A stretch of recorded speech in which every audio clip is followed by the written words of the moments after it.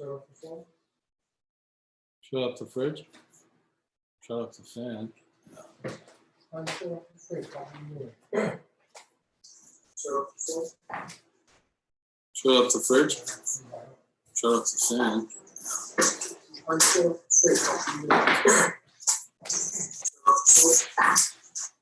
Shut off the fridge. Alrighty. Oh, I'm a little brown. I gotta get out of here.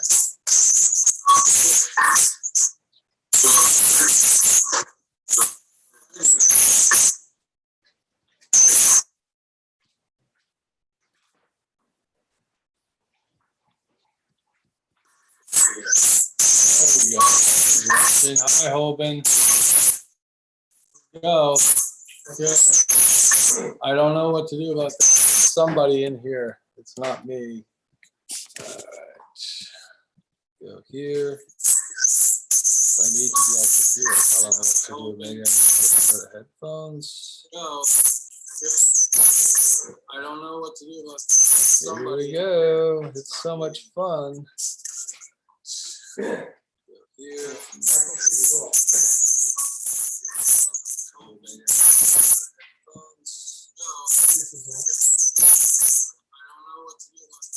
Somebody go. It's so much fun. Here. Okay, now.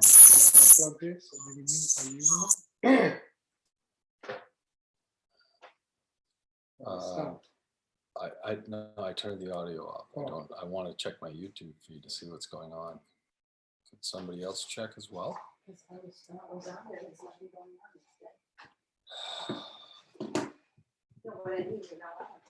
Am I on now? Could you check again?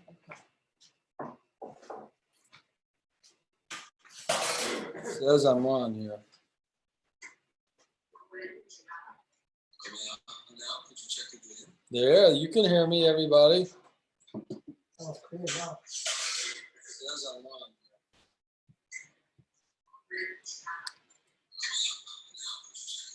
There, you can hear me, everybody.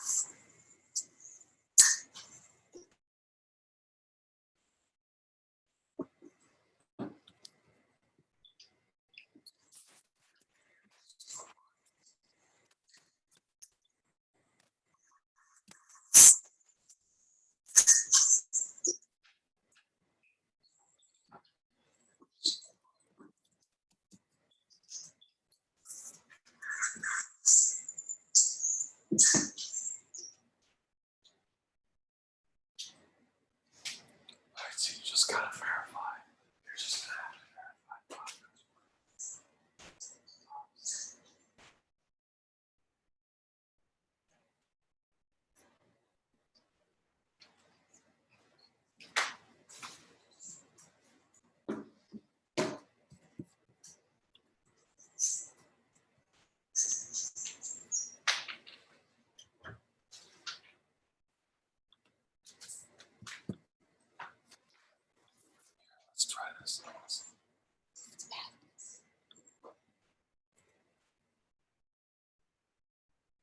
I'm not hearing anything. Am I supposed to hear anything?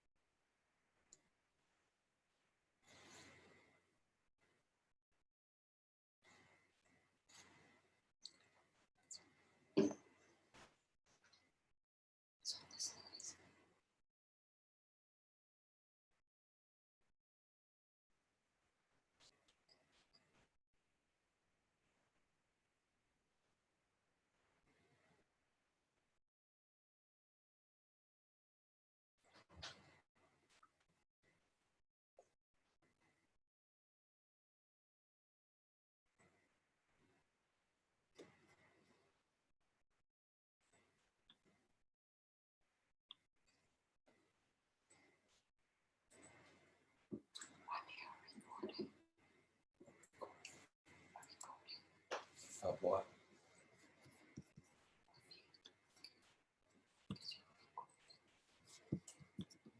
I don't know what to do then. So,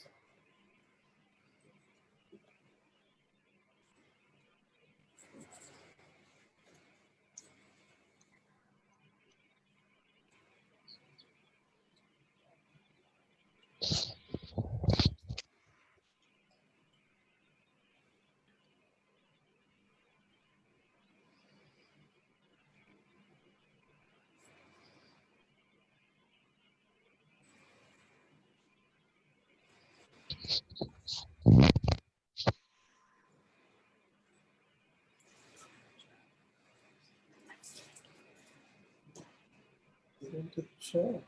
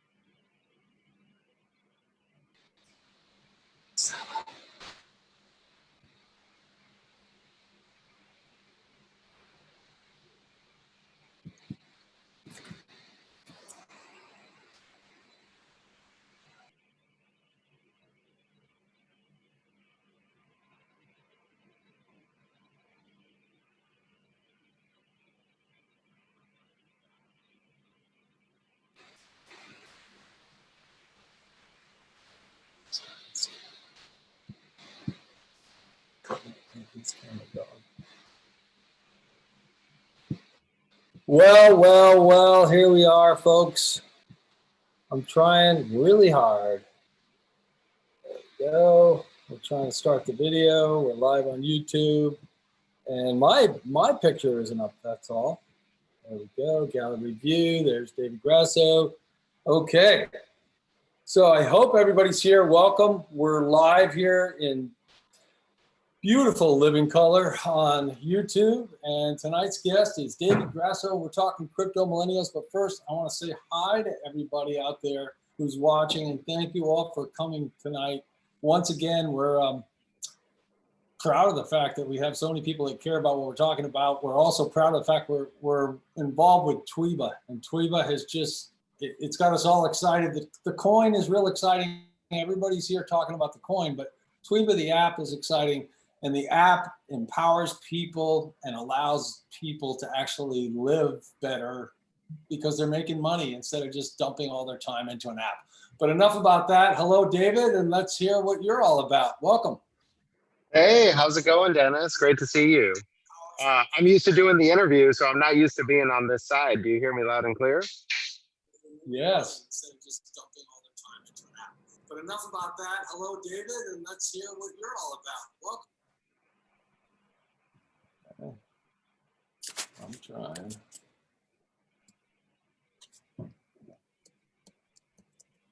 All right, I'm not hearing you now. Let's try again. Sorry, everybody. No, it's okay. Do you hear me now? I do. All right. Oh, perfect. So I'm used to being on the other side of this equation, Dennis, so bear with me. How you doing tonight? I'm good. I'm enjoying the rest of the summer. I think it's considering what we've been through from the tragedy part of the world. I think I'm fortunate to be able to have my health and enjoying beautiful days like most people lately. Anyways. Yeah, it is the dog days of summer. So I am a reporter, a television reporter by training. This is a familiar medium for me.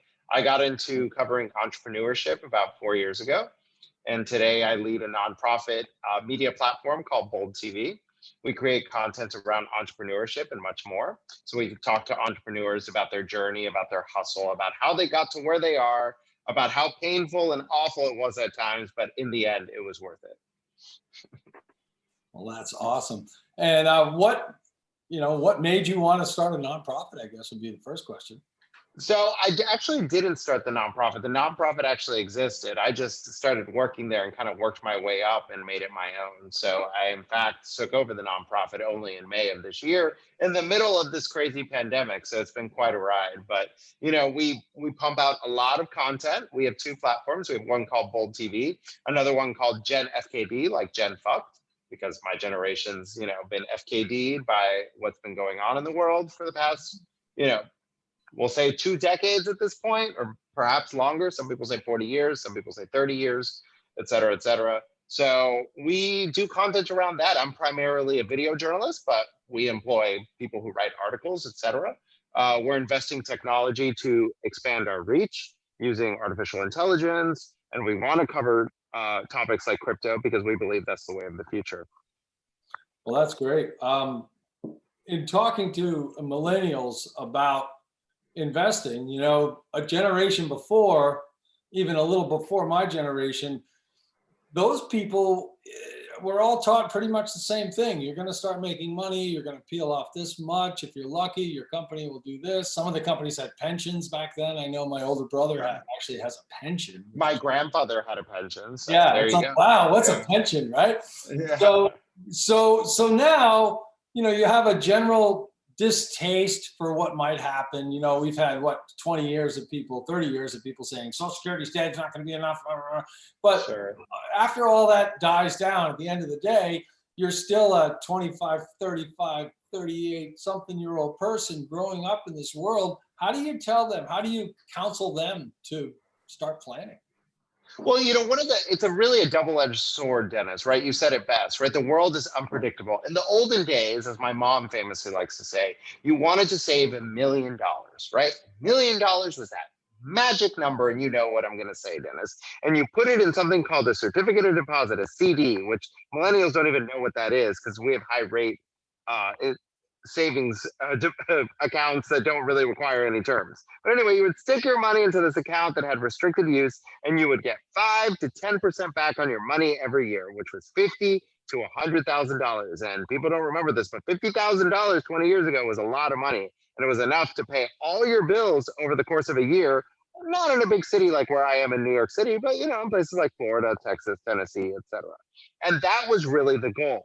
And life was very predictable. I'm going to make it to this age. I'm going to save $1 million. I'm going to live off the interest. Maybe I'll have a rental home or two. Maybe I'll have a pension. And then on top of it, I'm getting Social Security. So people like my grandparents lived pretty well. And most baby boomers lived pretty well. Now, when you start getting into Gen X and millennials and the generations behind me, all of that has kind of fallen apart. $1 million is nothing these days. You're never going to be able to retire on that.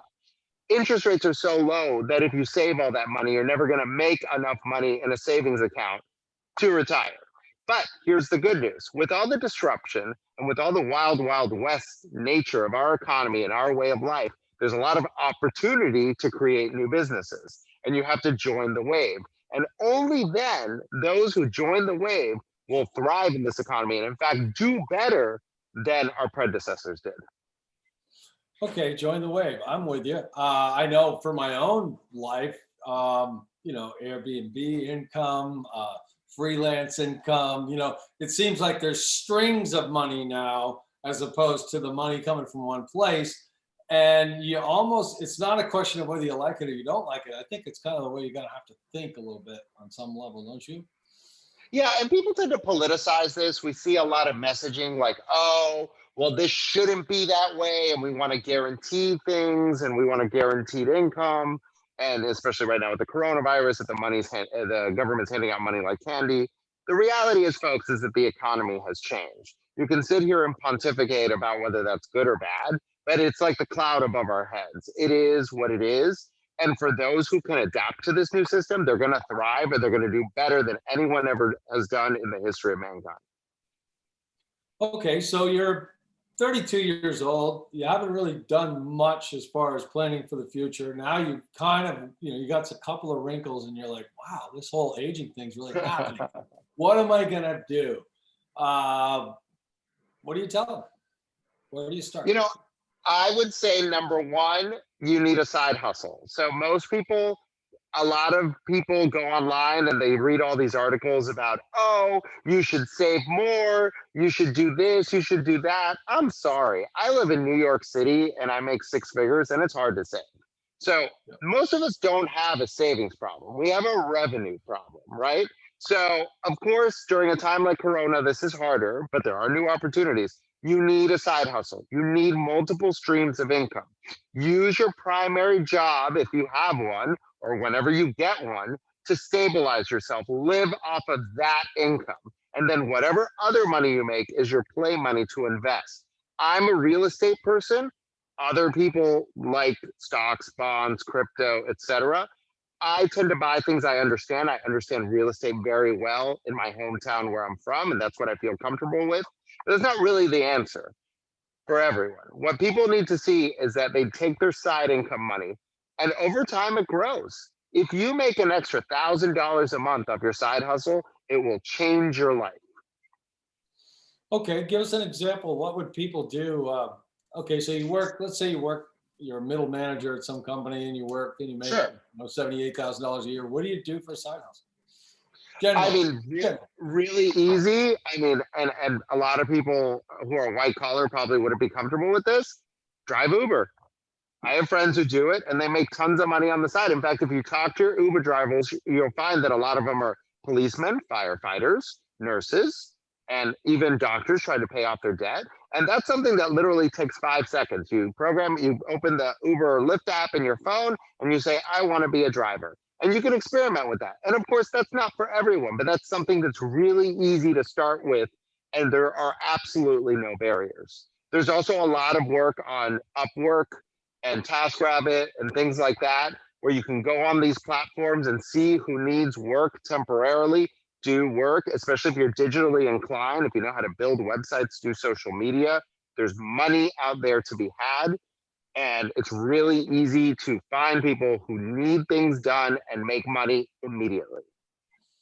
Yeah, I'm talking to some of my people out there on my tweet team. They do a lot of social media work. There's probably some revenue that they don't even know they could make by helping people post, because frankly, everybody's nervous. And a lot of these older businesses, they know they need social media, but they don't know how to do it. Yeah, and remember, a lot of people started off with in-house people doing their social media, and they quickly realized that, hey, it's easier to have freelancers. I would recommend, I love the freelance economy. I'm old enough where I would be comfortable being purely freelance. But for the 32-year-old that you just described, I would recommend one traditional job that has insurance, 401k, vacation, all that stuff, 9 to 5, very traditional. And then on the side, they do those, side hustles. And remember, if you're living off your primary income, that side hustle money is just pure savings. And then that shouldn't sit in a bank account. That needs to be put to work the second you have a sizable sum.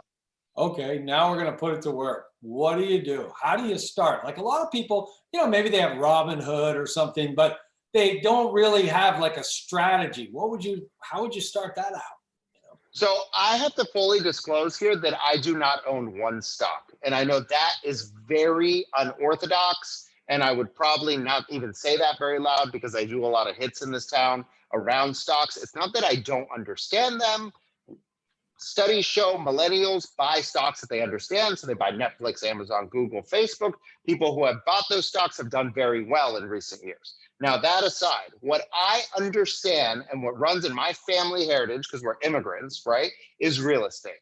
And you might be saying, oh my God, real estate? Like, how could you possibly afford that?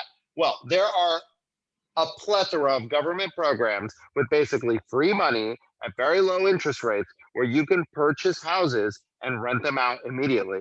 And if you live in an area that's really expensive, you can do it in an area close by that's cheap. Let me give you a concrete example. I bought a house in Polk County, Florida, using a USDA mortgage. You know how much you have to put down, Dennis, for a USDA mortgage? Oh, I don't know, 5%? Nope, $1,000. Ooh. Yeah. So, and then That's immediately, almost free money. right, exactly. And I deemed it my primary residence. I kept a room there and I rented it out the other 3 rooms to roommates. And immediately I had positive cash flow. So I created money out of nothing. And I would do that. I would encourage people to buy their own residences. Remember, in today's world, there's a lot of remote work. The economy's changing. Jobs are headed to low tax states, high growth areas. Move to somewhere that's cheaper. Don't stay in New York or LA or San Francisco. Move to somewhere cheaper where you can buy your own house. And especially multi-unit houses are really the sweet spot. And by the way, you can buy a multi-unit house with a federally backed FHA loan for 3.5% down. So a lot of people don't know that.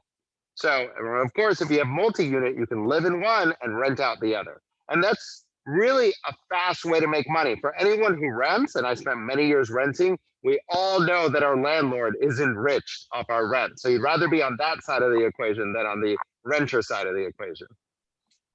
That's great. Well, that's a great idea too, the real estate angle. Now, if they're not inclined to do real estate, or if there's some cold feet on real estate, how do you take your money without putting it in a 0.001% CD, which is what they are now, our poor mothers? And then what if you really don't want to play the stock market? What do you do?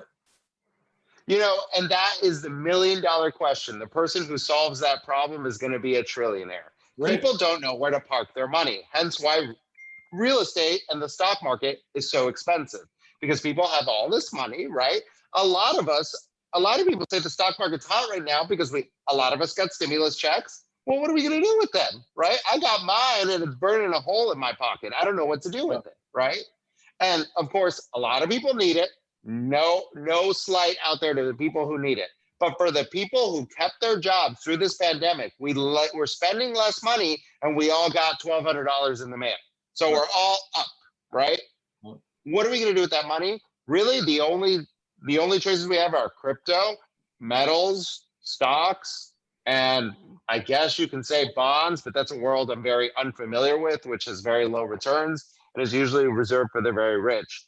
That's why it leads me to real estate. I don't think real estate's a great investment. It just happens to be the least crappy investment among all the options right now. Okay. And then what about the whole crypto thing? You saw the last big crypto boom in 2017, all the, went crazy, XRP, all of them. And now we're talking about the next one. It hasn't happened, but there's so there's the crypto Indians, as David Gottstein was saying last week. There's a bunch of, what does he call them? Avatars, the talking avatars, crypto this and crypto that. And then there's people like Merrill Lynch who's going to make their own coin. All these other companies are actually building crypto departments, so it's definitely not going to go away. So what do you think about some of that on the surface? Well, I would first recommend people go with coins that are mainstream. Let's start off with that. I was around for the initial coin offerings boom of a few years ago, and people just got washed out by that. So if you are going to buy a coin, go with something that we know, right? Bitcoin, Litecoin, whatever it is. I'm sure Merrill Lynch's coin is going to be fine, but go with something that you know actually has value.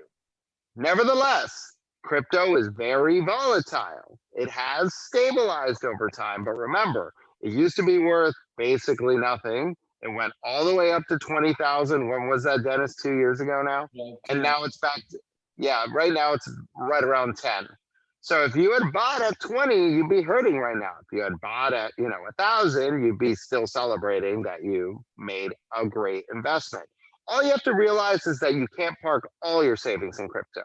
An ideal portfolio of money involves all assets. And I need to say this to myself as well. I probably should own stocks. I probably should own coins. I probably should own gold in addition to real estate. Even if you have small amounts of money, don't park it all in crypto. It might be good to, park some money in crypto, but don't take all that money that you have in your savings account for a rainy day and park it in crypto, because it's definitely not stable. Yeah, well, I mean, that's fair enough. And that's why I always say, if you really don't know what to do, go buy a really nice piece of gold. And at least you've got a little bit of your money parked. And I know that's the way my in-laws were, and they were from another country, and they always knew they felt safe if they had that gold necklace and the gold whatever, because the gold really, you can weigh it, you can test it, it's got a value. Well, gold is interesting too. It was not my money, but I helped my parents with gold about 10 years ago. And I cannot lie, we did very, very well. But we pulled out right before this lull. So gold goes through these lulls of, in the 80s, early 80s, gold was in the stratosphere and it crashed, and it didn't recover until 2010. So imagine, that's basically my whole lifetime. So you have to be careful with gold. Yeah, jewelry is very nice and etc. And they're saying now, apparently, that gold is going to go up, or that it is likely to go up. But that doesn't mean it won't crash right back down. Gold is one of those things that behaves weirdly, and it's in some ways similar to crypto. People want to delegitimize crypto, but crypto acts very similarly to gold. And silver is different because it's an industrial metal, and that goes down a rabbit hole of which I'm not qualified to speak to. But don't be surprised if gold and crypto are almost like commodities in the near future. I would call them stable, risky assets. Like they'll always have some value, right? I think we've gotten to the point where we don't think Bitcoin's going to crash to zero anymore. Right. And we lived in a world where Bitcoin could have gone to zero. And I think that world is now gone. Is Bitcoin always going to be 10,000? I don't know. Is Bitcoin going to be 30,000? Could be 100,000, could be 4,000, Exactly. So, the anonymous Japanese guy or girl who built Bitcoin, created a limited supply. So over time, you could imagine that the price will go up, right? But I feel the same way about real estate, Dennis. How much new construction is there around you? The answer is not enough, right? Yeah, well, that's one of the reasons why I got involved in this crypto, because if you look at, there's a couple of really cool projects out there. One of them is Cardano. They're building the fastest blockchain ever. And Tuiba is building our own blockchain, but what we've done is build an app that has a value. So unlike a lot of these coin plays, we're actually, it's almost like an IPO, not an ICO. We're building an app, we're funding it with coin, and people that are holding the coin are benefiting greatly because we actually have something behind it. And I think that's that's entirely different. Yeah. Because remember, people were doing just, this is my coin, invest in it. And that just did not turn out well. Yeah. And I had many of those people. Now we're seeing a leveling out a little bit. Yeah. Yeah. So, and there'll be new coins. I don't think, and this is where it gets a little crazy. There will be other coins and other investments and successful ICOs. I just happen to live in an era where I saw a lot of them fail. Yeah, and I think that's the interesting part. So you had that, you had Bitcoin trudging through the woods basically for years saying, we got this thing, it's Bitcoin, it's blockchain. So then Ethereum comes along and says, oh, we got that. And they build a better thing. And now you have 5 or 6 other blockchains coming, including our own, that are faster, better, stronger. And really it's about timing. I read a great article today about how XRP is set up for the instant transaction, because we're still not instant. It's down to 10 minutes, 5 minutes, 3 minutes, or it's overnight. You can't have a transaction overnight. If you're standing at the store with a $300 purchase, you can't have an overnight transaction. So we're at this point where it's about to turn, And at the same time, Aunt Cece and the guy that runs the corner store, they don't have any crypto. So that was our show last week, is like, how do we get Aunt Cece and the guy at the corner store to buy crypto? Because once they do, then everybody will buy crypto. And safely said, what you said is true too. Crypto is going to be one of these bundle of assets that you might own. It's not going to be like these Bitcoin crazy people. They think that the U.S. currency is going to give up and we're all going to go to Bitcoin. No. It's an alternative asset. And we've seen the narrative move. And I've seen this happen before my eyes, Dennis, right? Yeah. Originally, the banks were like, oh, crypto, like those people. And now they're all jumping in on the action. So that means that crypto is now mainstream. It's not going to zero and it's not going anywhere. Yeah, and I think, and basically that's what my point was. It's incredible that now the ones that have legs are starting to take off, and you see some really cool projects, and that's what you call them, projects in crypto land.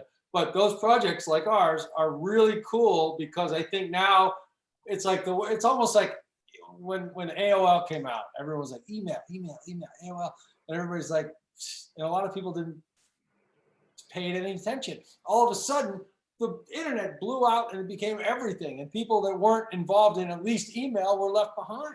So I think, Bitcoin in some respects is like AOL, And that's the other interesting thing, Dennis, is that the first mover isn't always the standard. We saw that with social media, right? MySpace isn't what we use today. MySpace is gone. We use Facebook. Yeah. So Bitcoin might not be the biggest crypto coin in the future. So that's another thing people need to expect. Right now, it's the dominant player, but that could change as well. Great. As far as your group of friends, what do you think the percentage of them own some crypto? I would say a solid 20%. Really? I would have said higher. Yeah. No, it's about 20%. I mean, I don't know. Maybe a lot of people don't talk about it, but I think, yeah, about 20%, I would say. I think a lot of my friends are struggling just to do the basics, like buy a house, et cetera, et cetera. And then my friends who live back home in Florida, where I'm from, who buy houses, who have children, et cetera, they're less connected into what's new and hot than we are here in New York City. So here in New York, I would say that percentage is higher, but down in the Sun Belt, I would say it was lower.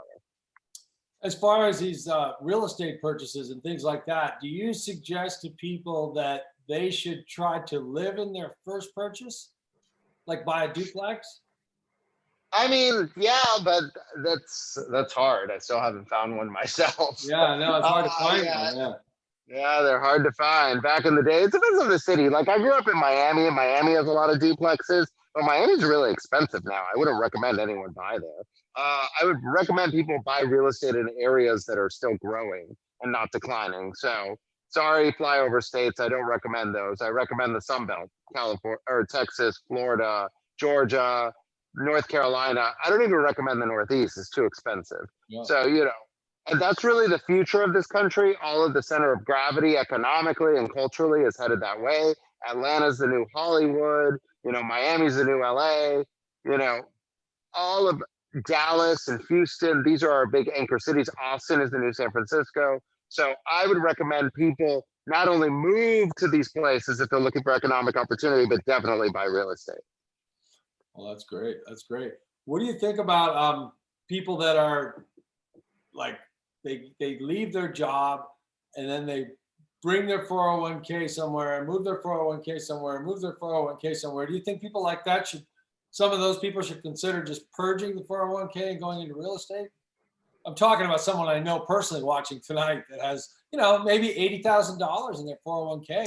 Is it going to be 90,000? Probably, but it's not going to be 290,000 in 5 years. I'm not saying advice.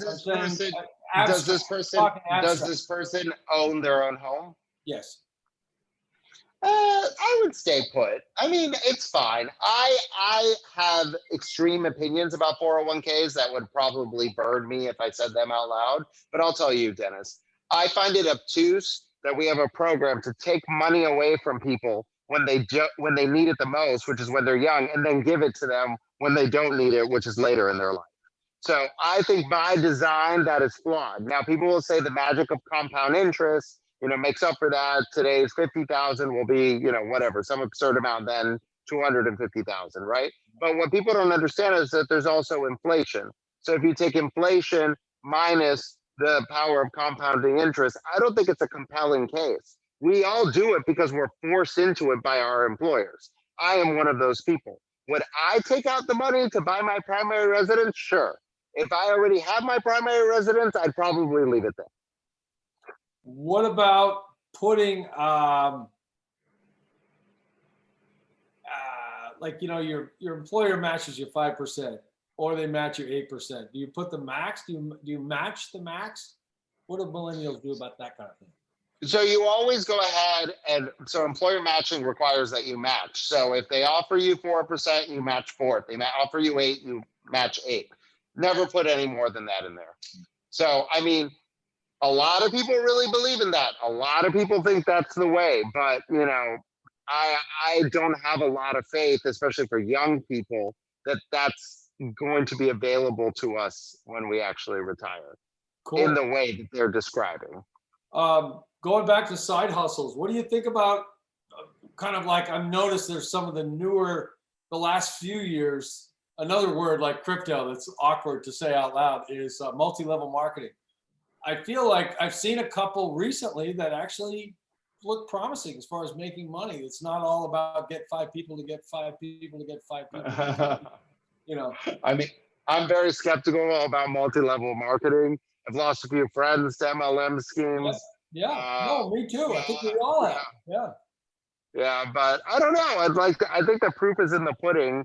I've interviewed a few entrepreneurs now who have what we'll call nouveau MLM-ish schemes, right? And evidently they're working for them. I think life is all sales. And if someone could learn sales through multi-level marketing without burning their social relationships, more power to them. Yeah, that's true. And then what about trying to figure out what to do? Like, here's a good question. What do millennials do if they're in their 30s or something and they're getting married for the second time? Do millennials do prenups?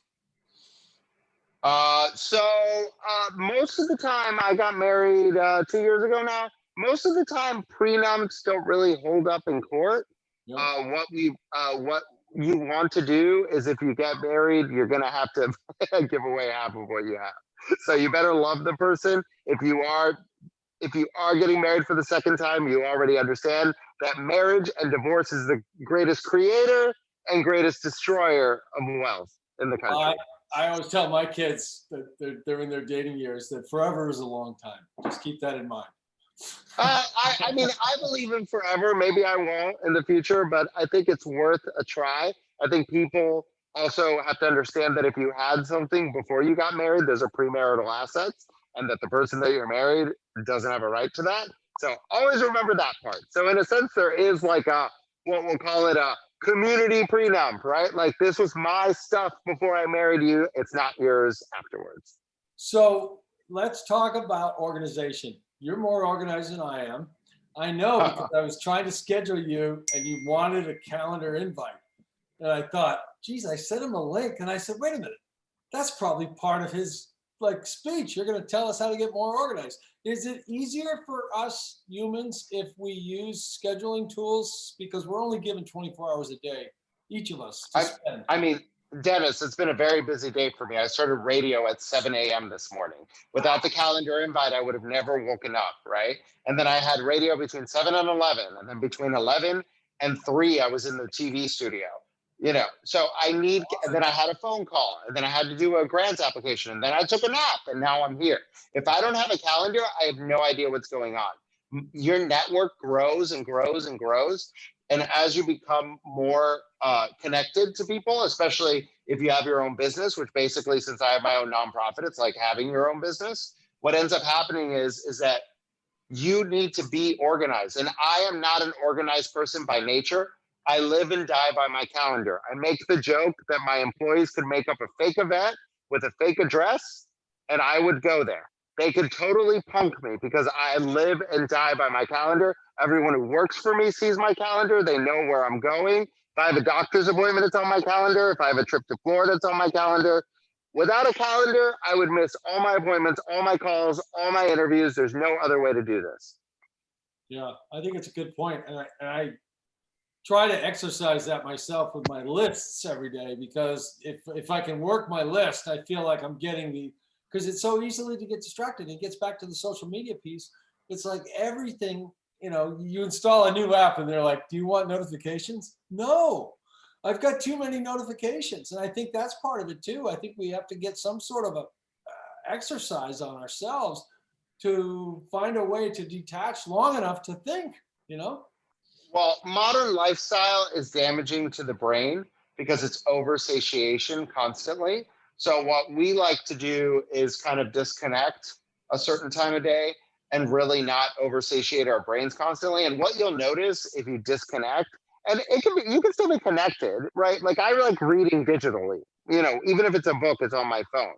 But it's like the whole, addictive nature of social media, it's great, right? But cut it off at a certain point, enrich your life, watch things that you like, spend time with your partner, go out for a walk, eat right. These are all things that take time, and take care of yourself because it's all connected. If I don't take care of myself, I can't perform. If I'm always, distracted, I can't really do my job. And imagine, this is what I do for a living. If I drink too much, don't sleep well, am distracted, how am I going to seem on camera? You're going to be able to tell right away. Well, that's cool. That's cool. Well, I know that most people, when they wake up, don't think about it. But I learned this a couple of years ago, and I tell everybody this: if you can take from when you wake up to when you first look at your email, and have a window in there, for me, it's an hour and a half. I get up pretty early, and I need to have my coffee. And I usually try to get some sort of inspirational feeling, whether I listen to an inspirational recording, which I often do, or whether I read something like Robert Maxwell, or something to get your mind in a place where you can receive a positive impulse, because there's going to be negative junk all day long, and it's not all negative. It's just noise. And once the noise begins, for me, I know I can't get anything done. Then I'm chasing that list. If I don't have that list made at the end of that hour and a half, then I might get lost, because phone rings, email comes. I wake up, I have a journal, and I do lists when I wake up. So I know exactly what I'm doing, and then I cross things off. And I have a board at work as well where I write everything. So you and I are similar in that respect. Yeah, I mean, I like my whiteboard. It does get kind of messy sometimes, but I have a code for stuff that's almost there. It's 99. It's not quite there, but it's on hold. If it's a project that's on hold. I know that a lot of people that tuned in tonight are crypto people. We're all excited about Tui and Tuiba, but there's a bunch of other cryptos out there. So if people let's just say you've got 10% of your portfolio is in stocks, and 10% is in crypto, and 10% is your spending money, and the rest of your money just comes in and goes out. It's tough. So if that's the case, would you recommend that people look at their investments every day, or that maybe they take a different type of approach so they're not zooming in, as they say? I think it's important to check in, but don't obsess. And additionally, I hate hearing that when things go up in value, people say they made money. No, you make money when you sell. When you own an asset, it's only about when you buy and when you sell and the spread between that. That's all that matters. What happened today and tomorrow doesn't matter unless you're selling. Now, it is very important to follow, but if you are a believer in blockchain technology, you are a believer in crypto, you're buying it because you understand that it is the future, then you're in for the long haul. There's going to be spikes, there's going to be dips, but eventually you will end up ahead if you believe in the asset that you're purchasing. What about spending time? Obviously, having good credit in today's world, you can't get an apartment without good credit. What do you say about trying to control the credit card impulse? Everybody goes through a phase. Every one of us in the whole world must have gone through this at some point, at some level. Some people worse than others. And then how do you control that impulse? And do you think spending cash is important, or pretending it's cash, or some of those other tricks people recommend? So I live off of rewards points. I put absolutely everything on a credit card, but I actually have a system that I use with money. So I believe it has a name, but basically when the money comes in, the money goes out immediately. I don't let money sit in my bank account. So I always pay my credit cards way ahead so that there's not money sitting in my account while my credit card has a balance growing. So basically, if I look at my dashboard, I do a lot of business with Chase, right? That's where my bank account is and all my credit cards are. I have all three of my credit cards there, right? I can see where things are at and I can transfer money immediately, right? And I have my savings account there. So the second I get paid, which was today was glorious. We both got paid.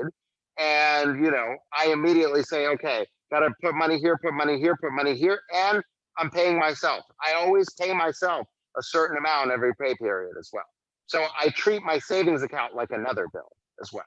So paying yourself. Now I've heard this from, can't think of her name there. Jeannie Orman, whatever her name is, the lady that tells you to pay off your Oh, mortgage. Susie Orman. Yeah. But paying yourself, especially self-employed people, explain that just for a second. Paying yourself is basically like, when I'm done, right, with all my bills, right, I treat my savings account like a bill. The same way I put everything on a credit card, but I never carry a balance. So at the end of the month, there's, 2-3 grand on there. You got to pay it all, right? And I know I have to stick, $1,000 a pay period in my savings account. It used to be $200 when I made less money, but it was $200, right? And it was like clockwork. Every time I got paid, it was there. I always try to save about 20 to 25% of my income. So it's a system and you work your system. Always. The money never sits there. I always keep $1,000 in my savings. That's it. Sometimes lower, just in case something comes up, right? A thousand in my, I'm sorry, not my savings, my checking account, because right, you're liquid. Yeah. A checking and then a savings account. The checking account is the one you connect to your debit card. The savings account just lives in the ether. You pretend it doesn't exist. And you have your credit cards. I use a credit card for everything because they're lending you free money for a month. And additionally, you get rewards. I fly around the country for free. I get free dinner, and you can live off of rewards points. The only thing is you have to resist the temptation. You cannot spend more money than you have. And then when the money comes into my checking account, it immediately goes to all my credit cards, my auto loan, my mortgage, and my savings account. It all gets divvied up the second I wake up and I see there's money in my account because it was payday, bam, bam, bam, bam, bam. And then my checking account is down below $1,000. And in my mind, when I check it, I don't have a lot of money. Well, it's good. I like that system. And I like what apps like Robinhood has done. And also with Bitmart that we use, you can get paid on Friday or whatever day every other week. And then you could buy a tiny piece of Bitcoin. You can buy a piece of Robinhood. You can buy a piece of Walt Disney stock, $8 worth, $12 worth. You could buy 1 tweet, 5 tweet, 3 tweet. So I always tell people, try to think about it as a marathon and not a sprint. And you could just dollar cost average your way into some of these investments. And over time, you'll have, along with real estate. It always takes a long time. It took me a long time to be financially stable. But eventually it comes with enough hard work. I don't want people to feel discouraged because they don't have, enough money to get by or enough money to buy things that they like crypto, like real estate, like stocks. They need to just be patient because ultimately, as you go higher, you'll figure out that if you have the skills and if you're willing to work hard, the sky's the limit. Yeah, and I always tell people too, if you're the only sure way to get from where you are to where you want to be is from where you are. So if you're in a job today and you don't like it and you want to be somewhere else, you need to start today doing a good job and being motivated, because you can get to the other place, but you have to make that plan. And it's the same thing with a good idea. You can say, well, I have this idea, I want to start this thing, and you can do that, but you can't do that unless you absolutely believe that you can do it. So there's a belief factor and there's also a system factor. So if you're working a system and your assets are growing a little bit, I think then you turn your sights again to another goal and say, you know what, if I could do that with my savings each week and putting money aside, maybe I could start that hot dog stand or the or the kite building contest or whatever the heck it is you want to do. Yeah, and also I always tell people, if you are struggling, don't forget to live a little bit. Like there is a sense of sacrifice, pay yourself, but at a certain point, Susie Orman needs to understand that we also need to do things. That doesn't mean give up everything and go backpacking around South America. What I'm saying is, you know, if you want to go out with your friends, go out with your friends, practice restraints. If you want to go somewhere, do it. Life is short, enjoy. It's all about balance. These people, because I met this guy, his name is the Student Loan Ninja. He paid off $200,000 worth of loans in 3 years and basically lived like a hobo. Yeah. And he's gotten a lot of press. And he's a great guy, he's nice. I would never do that. I would rather have the debt. So I think it's important to have balance and to understand that, you know, we have all this,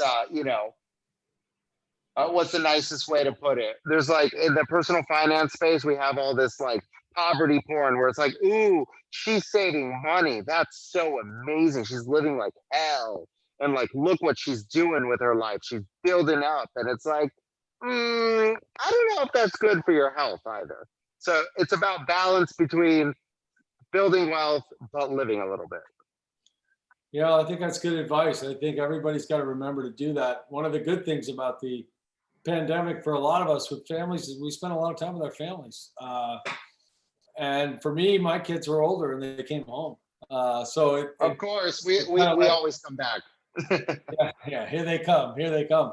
But in general, I think most people out there, we all want the same thing. We want some sort of a semblance of order in our lives, and we can't order everything. But we can order pizza. No, but we can order our finances in such a way so that we're moving forward. And that's what I try to tell everybody along this crypto highway, because it's so much fun and it's exciting. And I'm looking at, lots of things out there in the landscape that are interesting in crypto. But I mean, we've all got realistic things we have to live with. You can't put it all in crypto. You can't go to a casino and put it all on red, Well, you could, but that's another show. Well, it's a free country. You can do whatever you want. It's just not advisable. Yeah. So tell us about Bold TV and what some of the products and services that people could benefit from that you offer. So I have a show about entrepreneurship. It's called Bold Business. It's really fun. Check it out on Facebook, Twitter, Instagram, Amazon Fire Stick, C-Suite TV. Our show's called Gen Biz. We are everywhere. And I've been doing that show since 2017. Met a lot of entrepreneurs, a lot of crypto folks. I haven't had a crypto folk on in some time. You'll have to send me someone, Dennis. Yeah. So we talk a lot about the type of stuff I'm talking about now, managing money, saving money, getting the good job, etc. I think it's really important content. We have a system where we do a show that's like the old-timey show where it's all together, and then we rip it all apart and do different clips. And really, in today's world, the clips get more views than the whole show because that's the world we live in. I am not the only talent there. We have quite a lineup of talent. We have different shows aimed at different people, lifestyle, motivational. I have a new show with a girl who's also from Florida. She's 20-something. She is one of the most motivated people I've ever met. Her name is Pavlina Asta. She just wrote a book called 20 Things Motivated 20-somethings Need to Know. So it was actually pretty good. I'm a 30-something, but I read it. But I'll put the link in there. Is it boldtv.org? Yes, that's our website. Yeah, we just inaugurated our new website. It's looking pretty good, and we're looking for scale. I'm in fundraising, no pressure or anything, but things are going actually fairly okay. Fortunately, people interested in entrepreneurship and spreading the message of entrepreneurship are very interested in what we're doing, and so far, so good. And then how do you reach the most people? Is it the YouTube part, or do you use all those social channels? Every social channel you've ever thought of, Dennis. I think we're not on Snapchat, and we're talking about it, but we're on all the others. What about TikTok, the 30-second delivery? We just got on TikTok. Obviously, I'm a bit too, old for TikTok, but we have people who do that. So well, it's all good. It's all good. So I'm gonna, if you can stay with us for a moment, I'm gonna put up the video winners tonight. Not the video winners. I'm gonna put up the videos. Everybody that enters has the option of making a video, And if they make a video, I usually put most of them up. Occasionally I can't find it or something's wrong or it has a TikTok logo, which I won't post. But I put those up and I pick one video for no particular reason as the winner for the week, and they'll get 4 twee, which is about $88 right about now. That's not bad. I think that's a Yeah. pretty decent prize. Yeah. And 4 other winners that posted on Insta. And we did Twitter for a while, but most of the crypto people are on Twitter, and we're very interested in the Facebook, Instagram people. So these people all had to post. We had 102 people that entered the contest this week. So one winner is going to win 15 twee, which my math brain is telling me is about 300 and something bucks. Oh, wow. That's the big winner. And then 4 sub winners or runners up will get 4 twee. So we do this every Friday night. And what you've heard about the XRP army, which pushes XRP, the currency. Well, we have the twee team. And the twee team, I'm very proud of my twee team. They were tweeting about you all week, that coming on the show, your picture was going by. I saw it going by. So we take it very seriously. And we also know that by building a show and building a group of people that care about other people, because that's what we're trying to do. We're trying to educate people. Yeah, we'd love you to buy some twee, but that's separate. What we like is people, we're all helping each other, because if you don't help each other, then you haven't got any help. And if you go out looking for a friend, you'll never find one. But if you go out and you be a friend, you'll find lots of them. And I really That's believe great that. advice. I live by that. I Just always kind of offer like, people something. bring it. So bear with me for a moment and we'll look at these Sure. winners, but not winners, just the videos first and then the winners. Okay, folks, here we go. Tiwi is for me. I am Edilyn Balbino from Philippines. Hi everybody, subscribe to their YouTube channel, to their Twitter, and even to their Facebook and Instagram. Don't forget to follow. Bye-bye. That's really cute. From Turkey. Twi is for me. Tiwi is for you. My name is Catherine May Manuel from Philippines. Bye. Tuiba is tweet for me. My name Sandy Riguna from Indonesia. Wow, tweet. Download Tuiba in Play Store and Apple Store. And tweet in Gitmat Exchange. And tweet to the moon. Tuiba is tweet for me. My name Sandy Riguna from Indonesia. Oh, you got on there twice. Tweet. Oh, well. Download Tuiba in Play Store and Apple Store. And tweet in Gitmat Exchange. And tweet to the moon. That is for me. I am Emerson Gonzaga from Tarlac City. Hi everyone, this is Harry. Three for me from Philippines. PS for me. I'm Emma. This is my son. We are from the Philippines. E is for me. I am Marida Ronquillo from Muntinlupa City.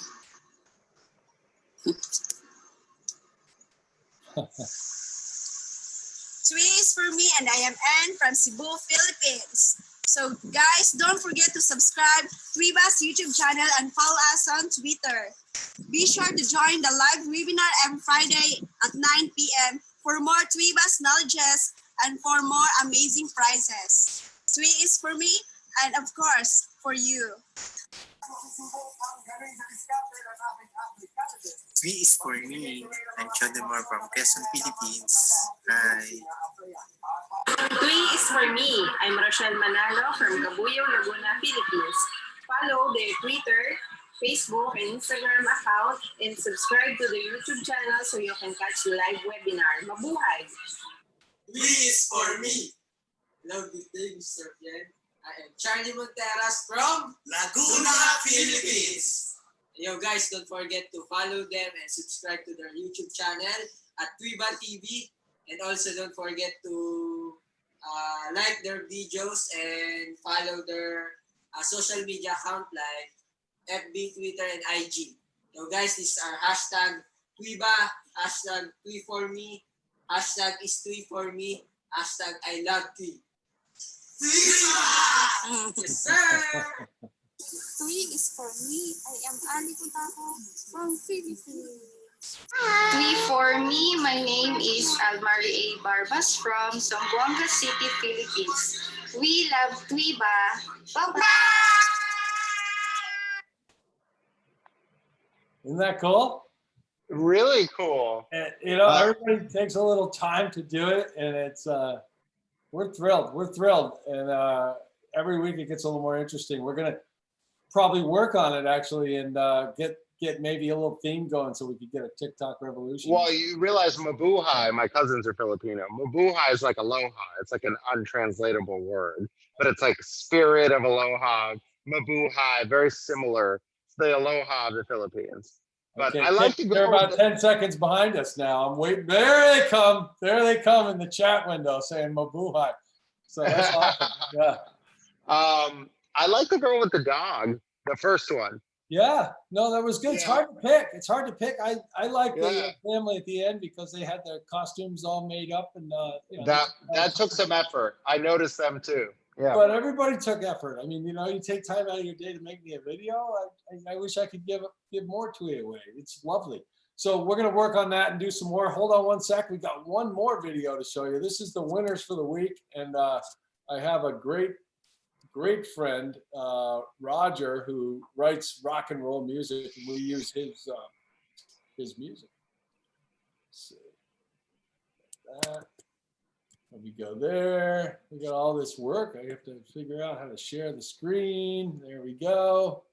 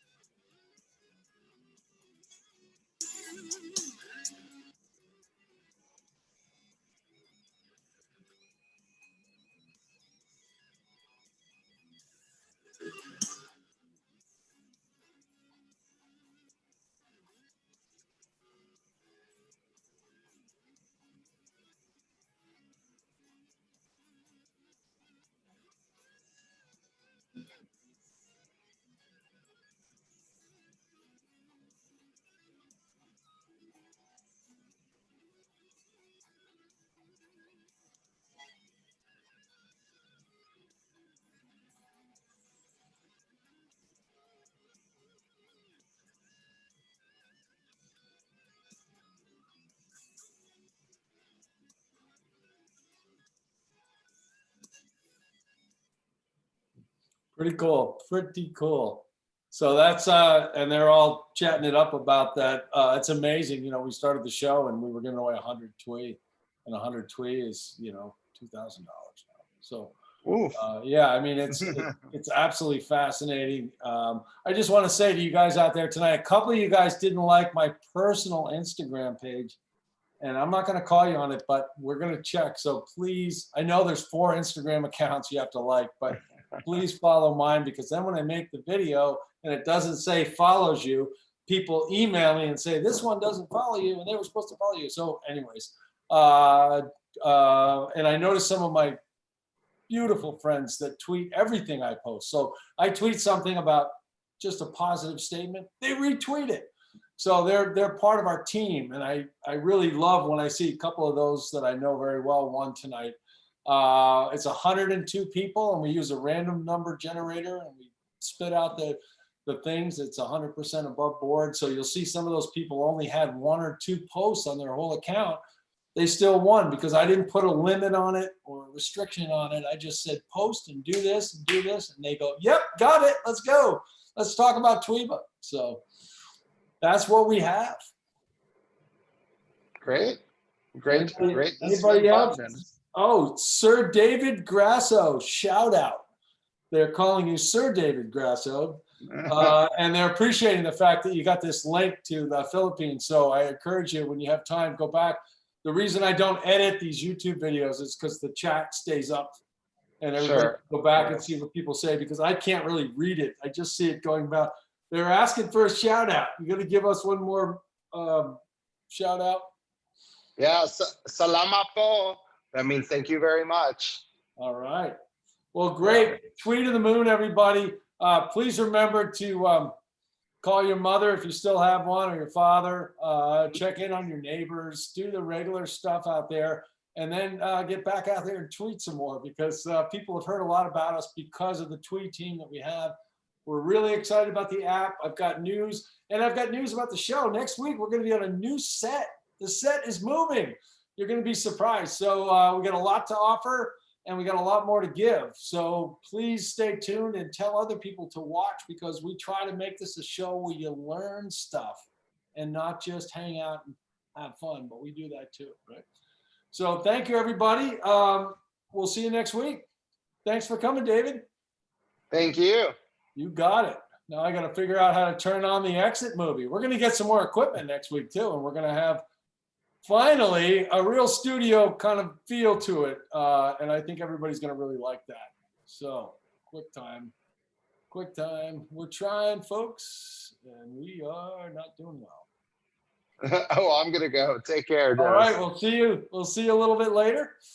Yeah. And hello, everybody. Thank you for coming tonight on this lovely evening here in Vermont, which is where I am, everyone. File. Okay.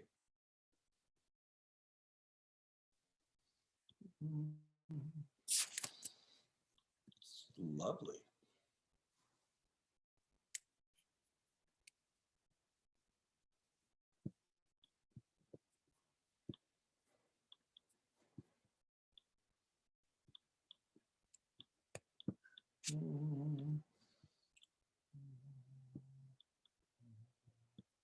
Live, we're live, and I can't pull it off, everyone. This is kind of fun to watch Dennis deal with it.